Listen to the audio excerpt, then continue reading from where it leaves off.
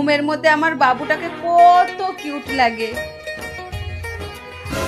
হাসছে কেন? নিশ্চয় কোনো মেয়ে নারে বৌদির স্বপ্ন দেখছে। আজকে তো তোকে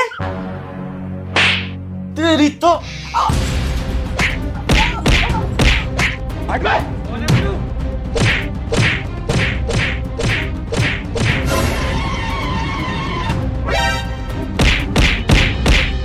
কি করছো? মেরে ফেলবা নাকি?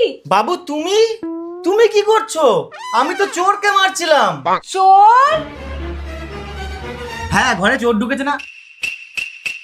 আরে কাকা, আমি স্বপ্ন দেখছিলাম। সরি বাবু, সরি সরি সরি। কি বাবা, আমি কি করেছি?